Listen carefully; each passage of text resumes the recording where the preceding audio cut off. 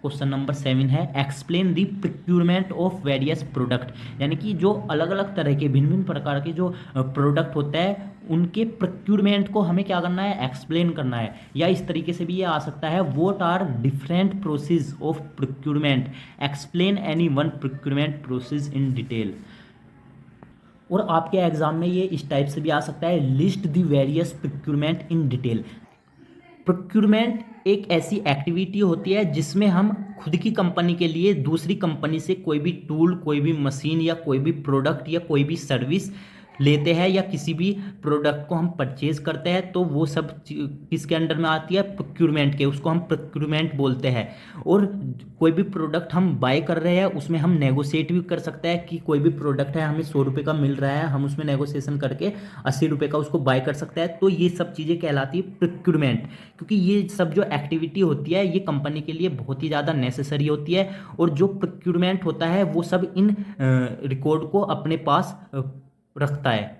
अब मैं आपको यहाँ पे रीड करके बता देता हूँ। Procurement involves every activity involve in obtaining the goods and service. Goods का मतलब है यहाँ पे प्रोडक्ट से। A company needs to support its daily operations including source, negotiating terms, purchasing items, receiving and inspecting goods as necessary and keeping records of all the steps in the process. देखिए यहाँ पे मतलब है कोई भी good है, कोई भी वर्क्स है या कोई भी सर्विस है, कोई भी कंपनी है जब किसी भी गुड्स को या कोई भी दूसरी कंपनी से वर्क कराती है उसके लिए या कोई भी सर्विस लेती है, तो ये सब किसके अंडर में आता है, प्रोक्यूरमेंट के। ये सब प्रोक्यूरमेंट कहलाता है।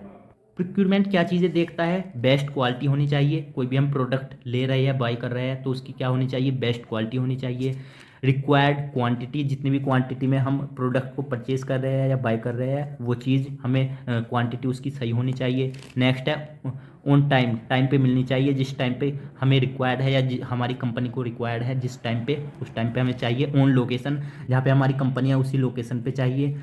इन बेस्ट पॉसिबल कॉस्ट, और एक अच्छी पॉसिबल कॉस्ट में हमें चाहिए। तो प्रोक्यूरमेंट का ये रोल होता है किसी भी कंपनी के अंदर।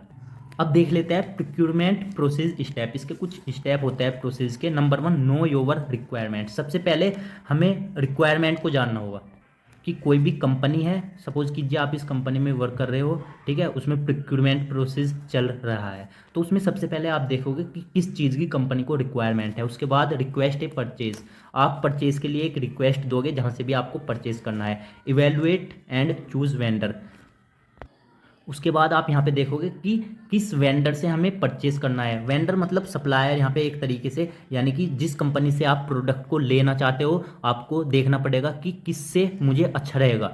यानी कि कोई भी एक प्रोडक्ट है वो तो ऐसा तो नहीं है कि एक ही कंपनी बनाती होगी, वो बहुत सी कंपनी बनाती होगी। तो आपको ये देखना होगा कि किस कंपनी से मुझे प्रोडक्ट सही रहेगा लेना, यानी कि कॉस्ट भी सही रहे और क्वालिटी भी मुझे अच्छी मिले देखने को। फोर्थ है यहाँ पे negotiate the price and terms of the deals, तो हम प्राइस के ऊपर नेगोशिएट भी कर सकते हैं। 5 है यहाँ पे क्रिएट ए परचेज ऑर्डर, हमें परचेज एक ऑर्डर देना पड़ेगा, ठीक है, परचेज करने के लिए। चेक फॉर 3 एसेंशियल एलिमेंट्स, हमें उसके 3 एसेंशियल एलिमेंट्स को चेक करना चाहिए।